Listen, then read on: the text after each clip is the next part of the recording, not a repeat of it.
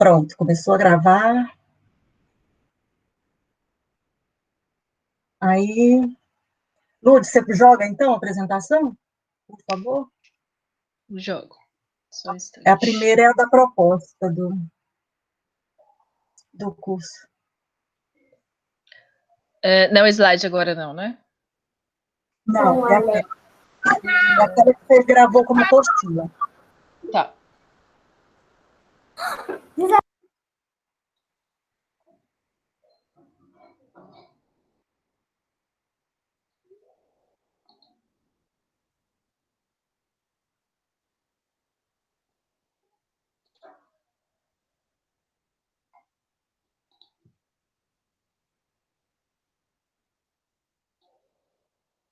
Isso, essa mesmo.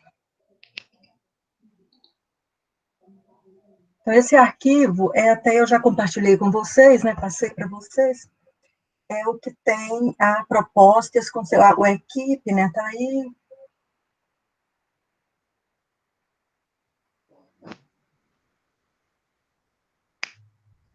O programa, a programação e o nosso cronograma. Essa programação, ela está distribuída num cronograma. Então, hoje, nós vamos discutir, né, a concepção da proposta de curso e, na sequência, a gente faz um intervalo, eu mandei também para vocês por e-mail, como que seria, né, a organização da aula. Nós temos até as 10:50, fazemos um intervalo de 20 minutos, retornamos, depois do intervalo, a gente faz mais um tempo de aula até as 20 horas, né, porque senão ninguém aguenta. Então, nesse primeiro tempo, nós vamos discutir a proposta, concepção do curso, né, e a proposta, e no segundo tempo, na segunda aula, nós vamos discutir a importância, o que é política, o que é ética, como é que nós fazemos essa relação entre ética, política e linguagem, como é que nós podemos fazer isso no campo da linguagem, e a importância, por que isso? Para a gente discutir a importância de se politizar os debates que nós estamos fazendo nesse momento, debate de racismo e de antirracismo. Então, hoje a nossa discussão é sobre isso. Em todas as aulas, em todas as discussões, nós vamos ter um momento chamado girando problematizações. Quando nós tivermos a sala, a nossa sala na plataforma Moodle, nós vamos ter isso lá na plataforma também. O girando problematizações vai girar no fórum online na plataforma. A gente vai ter esse momento lá para ficar girando essa problematização. Por que eu quero fazer isso? Eu estou muito preocupada com que a forma com que as discussões estão se desenvolvendo, sobretudo no ambiente online, nas redes sociais. Está muito polarizado, está muito... O nosso pensamento é maniqueísta desde sempre, mas agora parece que isso está tomando uma dimensão um tanto perigosa com esse discurso de ódio, né, que está circulando por aí nas redes sociais. A problematização, ela tem o objetivo de quebrar com essa polarização, ela tem o objetivo de diminuir esse embate linear, né, que polariza, que sustenta essa visão maniqueísta de mundo.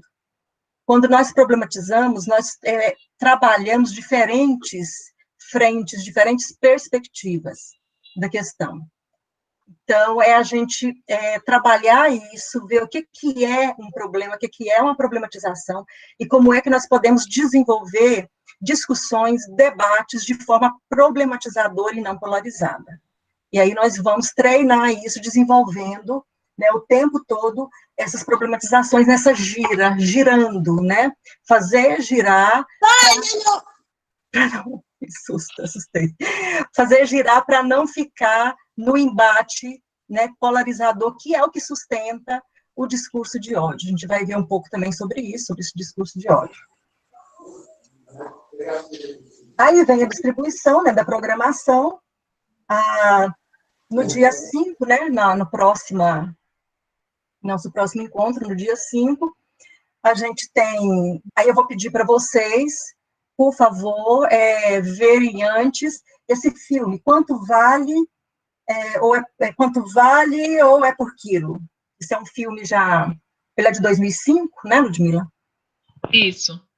E aí a gente vai discutir, né, não dá para a gente ver o filme aqui juntos, né, infelizmente, mas aí eu gostaria que vocês vissem antes, para a gente discutir aqui, e nós vamos discutir da perspectiva do racismo, né, quanto vale o corpo, quanto vale a vida, quanto vale cada corpo, e numa perspectiva histórica, como é que cada corpo vem sendo valorizado ou desvalorizado, né, nessa perspectiva histórica da colonização. E aí é fundamental, né, que se veja o filme antes para a gente discutir. E isso dentro de uma teoria, né, sobre racismo. É uma discussão teorizada, mas uma teorização problematizada. Não é aquela teorização em linha reta, né, mas problematizada. A gente vai lá no curso histórico e vem cá no nosso momento. Porque eu faço uma discussão de quebra temporal, né? O passado, ele está aqui. O passado está aqui nesse momento. E é por isso que a gente vai ficando sem perspectiva de futuro. O Ailton Krenak está discutindo muito isso, né? Ele está debatendo muito essa quebra da linha do tempo. Boaventura de Souza Santos também, noutra perspectiva, né, muito diferente, discute isso também. Então, eu quero falar um pouco sobre isso, o que é o tempo. Quem disse que tempo é presente, passado e futuro? E por que disse? Com que intenção? Então, nós vamos falar um pouco sobre isso. No dia 10, a gente tem uma discussão com mulheres da Terra, né? Mulheres que vivem a Terra, e para saber qual é o valor da Terra para essas pessoas. O que é a Terra? Qual o significado da Terra? Quanto vale a Terra? Qual é o valor, em diferentes perspectivas também, qual é o valor da Terra para pessoas que vivem a Terra? A Terra é diferente dessa perspectiva de mercadoria, da Terra como mercadoria. E aí vamos ver também um pouco de história, né? A gente discutir esses antecedentes históricos, né? Da valorização e da significação da terra, que são as leis da terra no Brasil, Seis Marias, capitanias hereditárias, a lei de 1850, até a gente discutir a reforma agrária e por que os movimentos de terra são tão criminalizados, e o que é que isso tem a ver com o que a gente entende por racismo, e o que é que isso tem a ver com as nossas lutas antirracistas.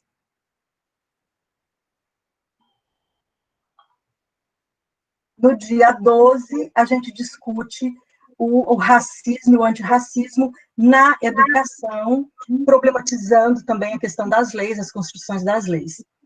E aí eu vou pedir para vocês verem também, com antecedência, o filme Ori, né, que está disponível na internet, e a gente vai discutir o aparato legal da construção de leis no Brasil, leis educacionais que fundamentaram o nosso imaginário racista, e agora leis educacionais que vêm, né, se levantando contra esse imaginário racista. E por que há tanta reação contra essas leis? Né? Então, a gente discutiu um pouco sobre isso. No dia 17, é o contra-racismo na linguagem, né? O que é racismo linguístico, aí a gente já vai entrando para a linguagem. Em todos esses momentos, eu vou encaminhar muita discussão para a linguagem. O tempo todo, né? A gente, assim, desde as coisas mais básicas, mais simples, como o uso de uma preposição, né? Que diferença faz, por exemplo, eu deixar de dizer guerra do Paraguai e dizer guerra contra o Paraguai. É uma preposição. Mas é uma preposição que modifica o entendimento do que se fizeram com o Paraguai. 3 países, Brasil, Argentina e Uruguai, que se juntaram e destruíram o Paraguai. Né? E o Brasil liderou isso aí. Né? O Brasil não é inocente, não. O coração dói, mas o Brasil liderou, né, isso aí. E aí não é a guerra do Paraguai, né? É uma guerra que foi feita contra o Paraguai. Então, essa troca de preposição, ela modifica um entendimento histórico. né, de uma guerra, de uma luta que foi feita. E aí, como é que a língua, então, a estrutura linguística mesmo, não vou ficar só no discurso, né, porque todo mundo quer estudar só o discurso. Não, mas como é que no que esse discurso está ancorado para ele sustentar uma ideologia? Na estrutura da língua. Numa coisa básica, como uma preposição, às vezes um acento, uma pontuação.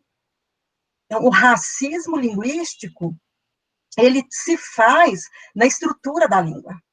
E como é que a gente pode modificar? Por que a gente usa tanto? Eu fico reparando, a gente usa muito a palavra claro.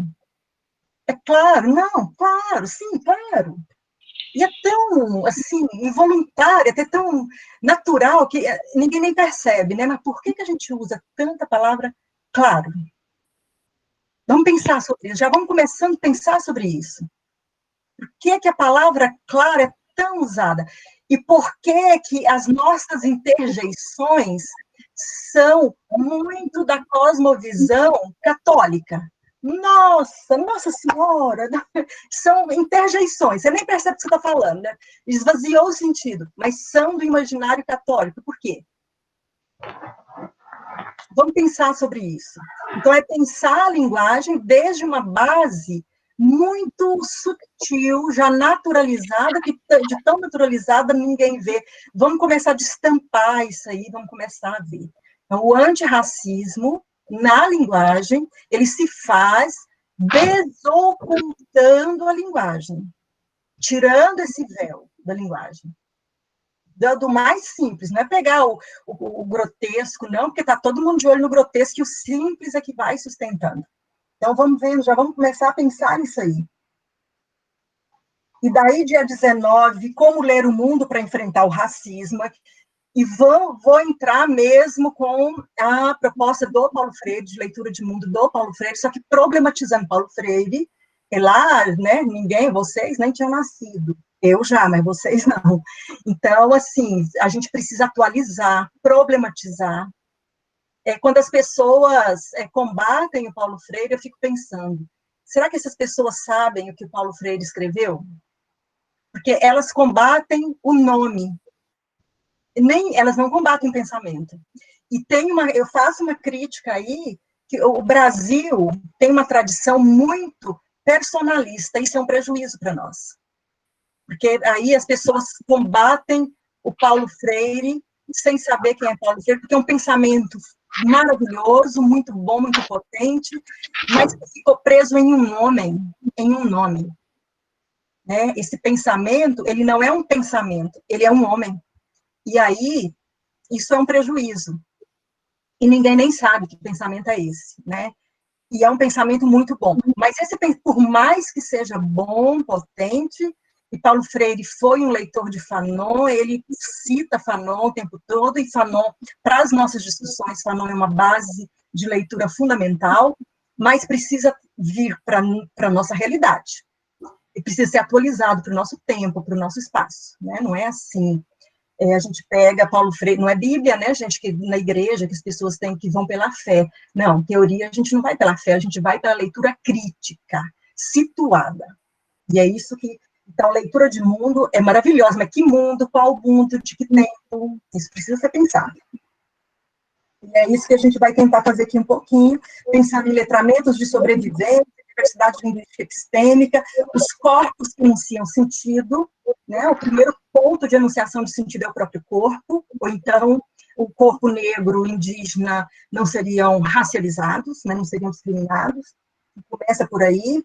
Intersubjetividades e o direito à construção do conhecimento, as práticas de linguagem nas malhas do poder, como construir conhecimento na escola com as condições que a escola oferece. Aí é pensar cada escola, cada lugar, que tipo de escola. Por isso que são as condições que a escola oferece. A gente não pode generalizar.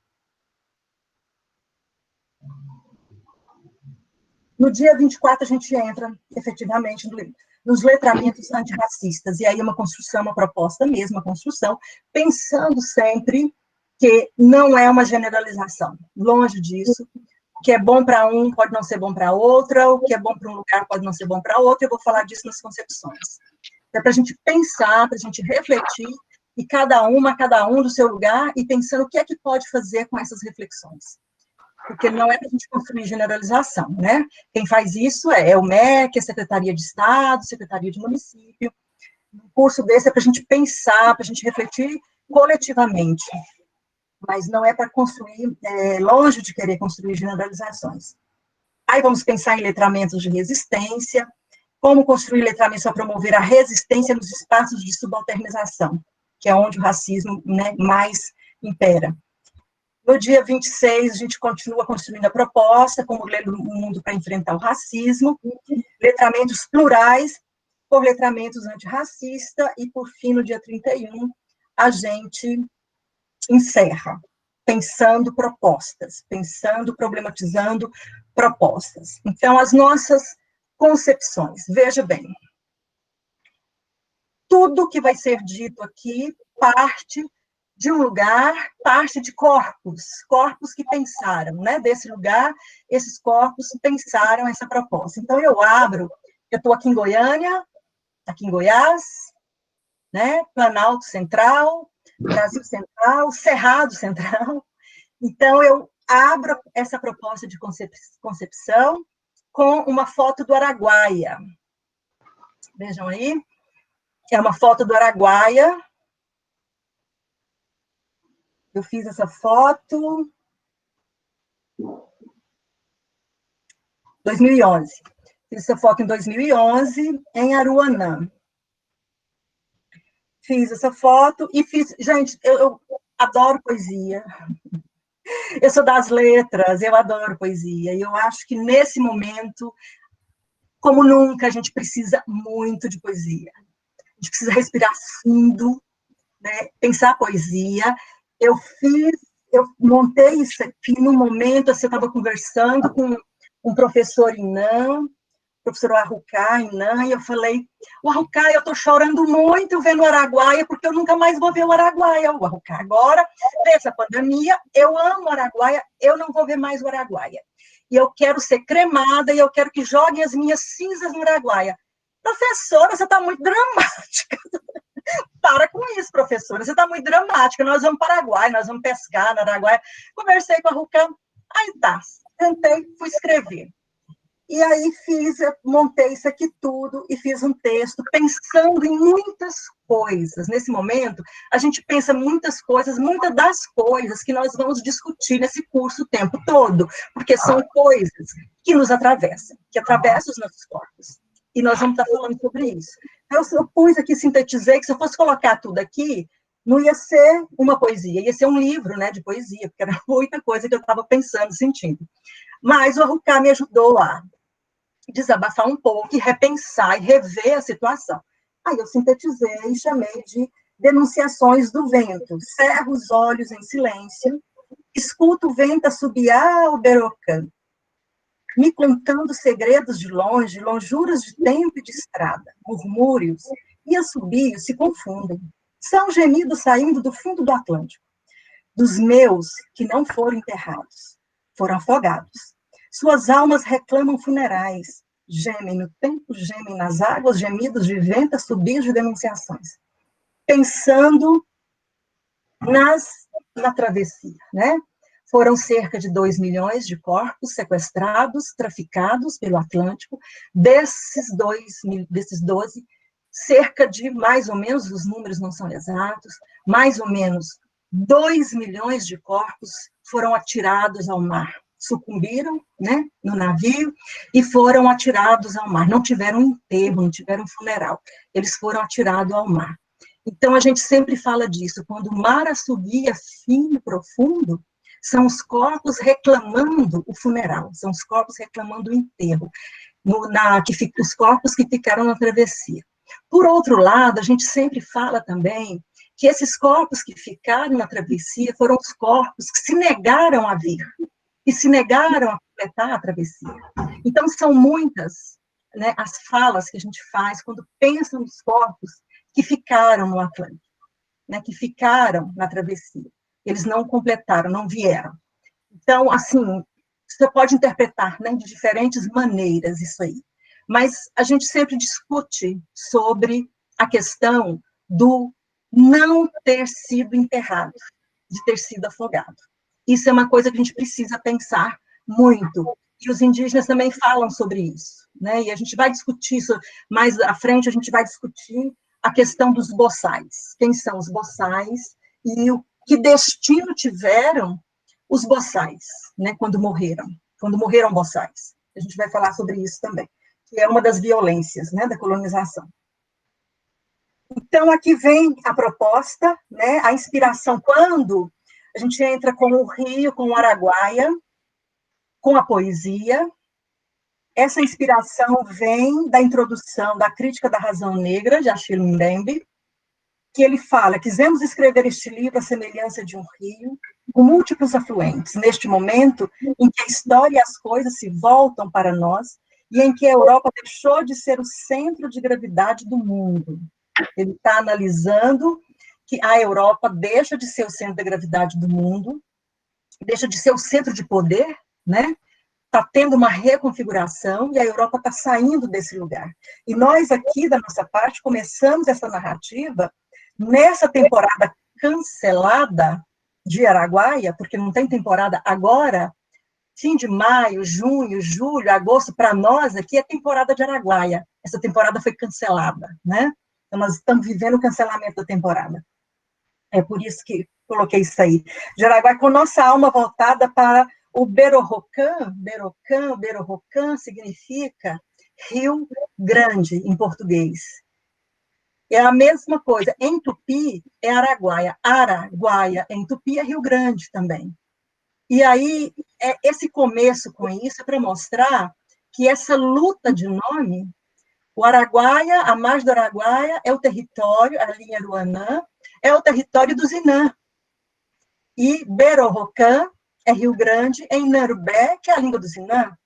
Araguaia é um nome, uma nomeação em Tupi, Rio Grande em Tupi. E Rio Grande em português. Você tem uma luta de nomeação, essa luta é a luta colonial, por isso que eu digo que o passado está aqui. O passado ainda está aqui.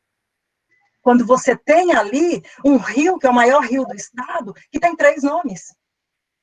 E por que ele tem? Porque Planalto Central é um território predominantemente macro-G, é de tronco macro-G.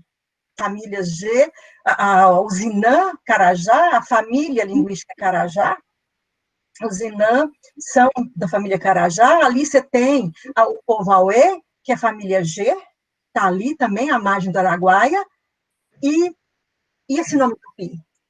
Esse nome Tupi é de quando o bandeirante vem e traz Tupi nas bandeiras. Então, a gente tem uma luta aqui, uma luta linguística, que é não só o português, mas também o tupi, que vem nomeando um território que não é tupi.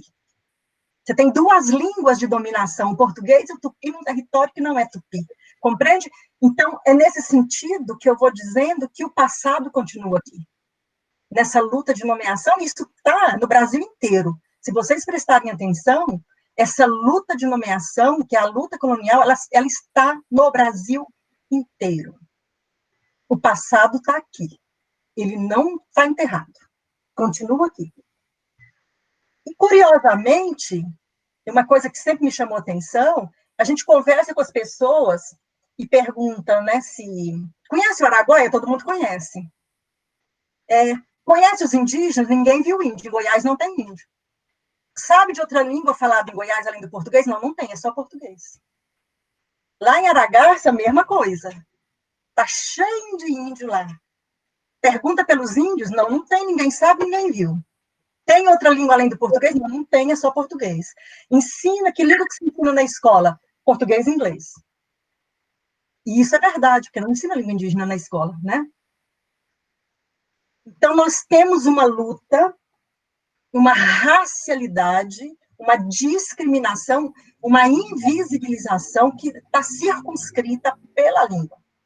É só prestar atenção. Olha a sua volta, olha ao seu redor, onde você estiver, que você vai perceber isso. Começa por aí. São corpos que não são vistos.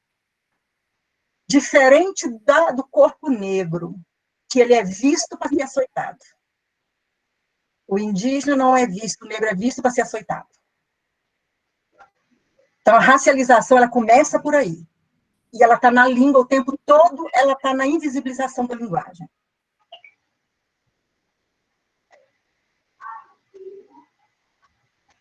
Aí, a outra, falando em Aragarças, né, território Auém, Aruanã é Inã, família Carajá, Macrogê, Carajá. Lá em Aragarças, família Macrogê, tronco Macrogê, família G, povo Auém. Outra língua, outro povo.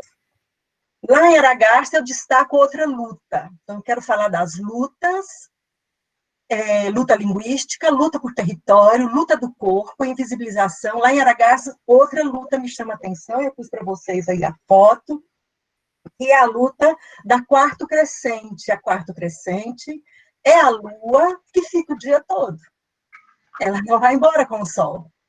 Ela fica o dia todo. A gente aprende, né, que o sol vem, a lua vai, quando o sol se põe, a lua vem, né? A quarto crescente é a lua que fica o dia todo ali. É a lua que desafia o sol.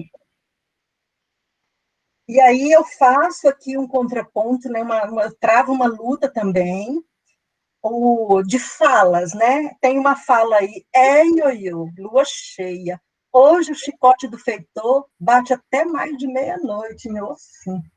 Isso é fala de preto. Então, no Eito, nas plantações e também nas minas, noite de lua cheia era noite de terror. Porque era mais clara, a noite de lua cheia, a noite clareava até meia-noite, então eles tinham que trabalhar até mais tarde, e aí o feitor estava lá para garantir o trabalho. Então, noite de lua cheia, no tempo da escravidão, era uma noite de terror. Essa fala vem disso, é uma fala que vem no tempo, destacando o que era a lua cheia nesse tempo. A outra fala, a noite está alumiada, bom para caçar os bichos, bom para os homens caçar nós. Isso é fala de índio. Na noite da lua cheia que está clarinha, é noite de caçada. Mas quando veio a colonização, já é perigoso ir para caçada, porque a preação do índio, né? Preação é a caça, é quando o colonizador caça índio, preia o índio e leva o trabalho, aí eles vinham para cá e preava o índio, levava para São Paulo, para o mercado, lá em São Paulo vendia para as lavouras do Nordeste. Então, a noite de lua cheia, que é a noite da caçada, e a caçada é para alimentação, eles já tiveram que parar de caçar, porque é a noite boa para o colonizador caçar o índio, para pegar o índio, prear, né, e levar para o mercado de São Paulo para vender para as lavouras do Nordeste. Então, suspende a caçada. Já o caipira, a lua está grande no céu, bom para passear nos vizinhos a cavalo. Aí já é a fala do caipira, já é outro momento. Então, o significado da lua cheia vai mudando, né, conforme a situação. Diferente da quarta crescente, que ela é a lua que desafia o sol, ela representa, né, nessa região do Brasil Central, ela representa a desobediência, o enfrentamento. E para nós, ela vai representar aqui a desobediência linguística epistêmica. A quarta crescente representa isso para nós, uma desobediência linguística e epistêmica. Nossa discussão sobre por que eu trago tudo isso, né? Porque a nossa discussão sobre letramentos antirracistas parte dos significados enunciados por nosso corpo, situado nesse lugar, às margens do Araguaia, no Cerrado Central do Brasil. Esse lugar é entendido como um locus de enunciação e de existência, e como tal, como locus de sobrevivência política, epistêmica e sociolinguística. Em outras palavras, nossas noções de raça e de cor estão muito vinculadas à travessia atlântica e à diáspora africana, portanto, a população africana sequestrada e traficada para as colônias dos territórios invadidos e estuprados na América e no Caribe.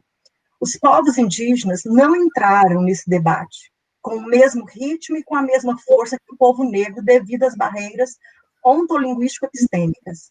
Este é um esforço que fazemos de honrar nossa ancestralidade, que é também, embora não exclusivamente, indígena. A presença indígena na academia e nos debates acadêmicos ainda é recente e menor que a presença negra. Esse fato pode ser comprovado estatisticamente. A produção acadêmica e literária de autoria indígena é muito menor também.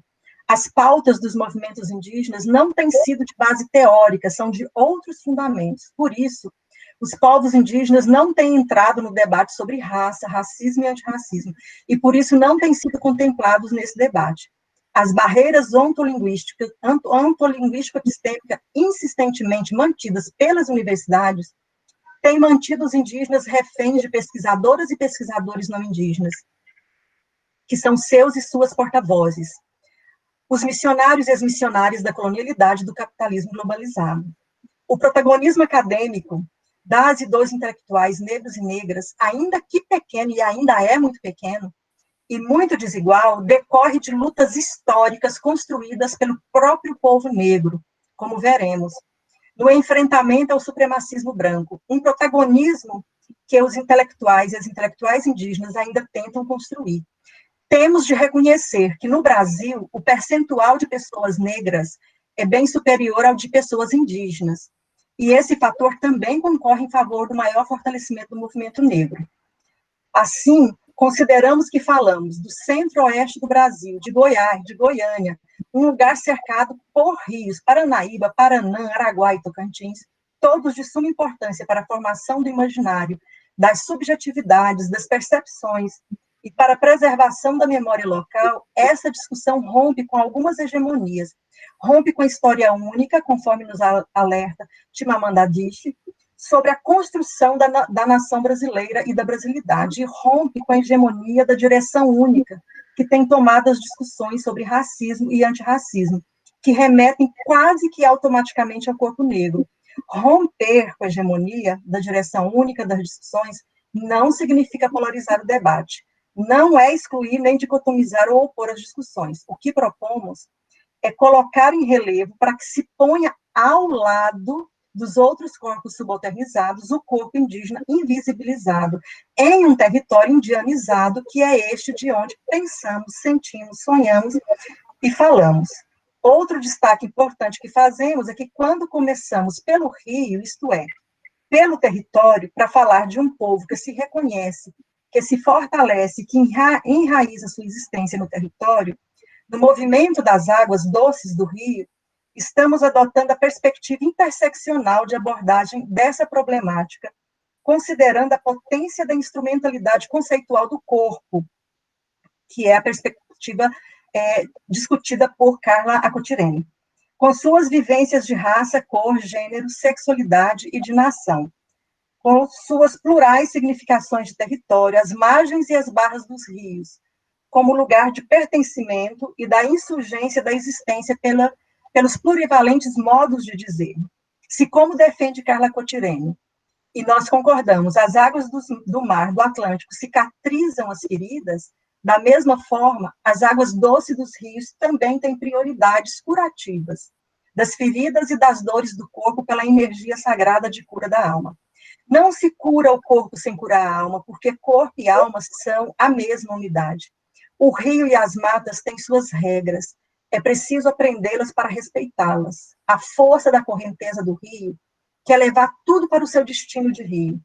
Para controlar a força do curso das águas, é necessário aprender a ler o comportamento do rio, entender a força e a direção do vento, o assobio da mata, tudo faz parte do mesmo corpo-espírito.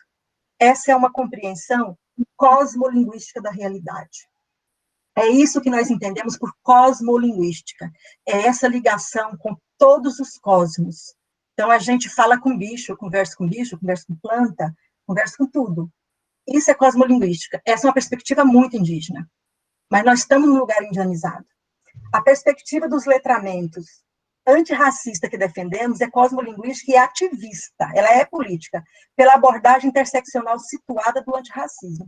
Trata-se, assim, de uma perspectiva de letramento que se promove com o corpo, com as vivências de raça, cor, gênero e sexualidade, que enuncia sentidos e constrói significados de e em seu lugar de existência, território e territorialidade, considerando suas posicionalidades históricas, sociais e políticas. Trata-se de uma narrativa que reconhece direitos, lugares e escutas, incluindo a escuta do vento, das águas, das matas e de todos os seres da natureza, não só do humano. Isso é cosmolinguística. Enfim, no campo da linguagem, da sociolinguística ativista, da perspectiva da cosmolinguística, o que é racismo e como podemos promover o antirracismo para promovermos letramentos antirracistas. Então, nós temos uma preocupação muito grande nessa discussão de racismo e antirracismo, de pensar o racismo não só do corpo negro, mas do corpo indígena também, porque nós estamos num lugar cheio de indígenas. Esse lugar é um lugar de indígena, né? De negros também. Chapada dos Veadeiros é um território quilombola, né? E tem quilombola no estado inteiro, não só na Chapada dos Veadeiros, né? Do estado inteiro. Toda a minha estrada acadêmica é com quilombolas, eu trabalho, né, com quilombolas. Mas eu preciso honrar também a minha ancestralidade, que é indígena. E nós precisamos, nesse estado, honrar a nossa ancestralidade, que é indígena, e nós estamos num estado que tem língua indígena sendo falada por todo lado. Nós estudamos as línguas indígenas. Nós não podemos olhar para esse povo como objeto de estudo. Isso é desumano. E aí, a nossa perspectiva de racismo, de antirracismo, tem de incluir esse povo. Isso é uma questão ética para nós, né? E a gente não pode também pensar o mundo de forma excludente. Vamos incluir um, excluindo o outro. Não precisa disso. Né? Há lugar para todo mundo junto, não precisa ser excludente. Então, há uma preocupação muito grande com isso, e nós estamos tentando fazer isso. Tem aí uma indicação de leitura, né, enorme, e nós vamos tentar destrinchar, não vai dar para falar de tudo, né, evidentemente, mas destrinchar algumas coisas, trazer alguns autores para conversar, autoras também, para conversar com vocês um pouco. E olha aí, a Lúdia é maravilhosa, ela até fechou aí com uma trinca, né, trinca de coringa, de ais, sei lá o que vale mais no jogo. Mas ficou lindo, tá lindo, isso aí ficou lindo. Se é Lúdia, gente, essa arte toda, essa diagramação é Ludmilla. Mas ficou muito bonito. Beatriz Nascimento, Abdias Nascimento, Lélia Gonzalez, que é a nossa ancestralidade acadêmica, né, gente? É o povo que abriu as picadas aí. Então, ficou muito bonito. Terminar com isso aí ficou lindo, Lúdia, ficou ótimo. E a coisa do território, gente, quero chamar a atenção também, para a gente pensar nessas discussões, que o território é racializado também. Você vê um quilombo, a favela, vamos na favela, que é mais fácil até de ir. A favela, né? Por que a favela é tão pisada, tão combatida, tão... Gente, é terrível, né? Se é da favela, é ruim. Por que isso? Porque a favela é ocupada majoritariamente pelo corpo negro. É por isso. Então, o território é racializado também, né? É discriminado. E a gente precisa... Sim, Daiane. A gente precisa pensar no território. E isso também é uma coisa que a gente precisa, nós estamos falando, quando eu falo de situado, é isso, de onde eu falo, com que corpo eu falo, de onde eu falo. Nós estamos falando de um lugar que no Brasil é estigmatizado, né? Estado de Goiás, veja bem, a Globo lançou aquela série, documentário, série, do João de Deus, Em Nome de Deus, que chama? Do João de Deus, e uma das chamadas, e a voz é do Pedro Bial, não aparece a cara dele, mas a voz é dele, né? Ele diz assim, nos confins do sertão do Brasil, quer dizer, o João de Deus é em Abadiânia, que fica na beirada de Brasília, que é a capital federal, né? Brasília é a capital federal, fica aqui pertinho de Goiânia, fica ali pertinho, está entre duas capitais, né? Uma capital estadual, e a outra é a capital do país. E ele diz, nos confins do sertão do Brasil, por que isso? Porque esse é um lugar, é um sertão, né? Os confins, é o fim do mundo, isso aqui é o fim do mundo. Então, é um lugar estigmatizado, né, gente? Não vamos nos iludir nem romantizar nada. Não vamos romantizar, a gente precisa discutir a coisa escancarada.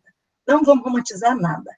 Isso aqui é um lugar, é um sertão. Quando fala isso, por quê? Porque é um lugar de índio. Nós somos tudo índio. E quando o povo fala essas coisas para mim, eu simplesmente entro no jogo e falo, eu vou para o meu serviço de onça, eu monto numa onça e vou de onça para o serviço, eu não vou de carro para não gastar gasolina, para não poluir, eu vou de onça. Então, porque é assim que eles nos veem, né? Esse é o imaginário. Não vamos romantizar, é assim, é desse lugar que eu falo, é assim que eu sou vista, É assim que esse lugar é visto. Como é que nós, então, produzimos sentidos, significados? Ok? Essa é a proposta. A gente faz um intervalo, né? A gente volta e vocês comentam a proposta antes da gente entrar na sequência. Pode ser, sim?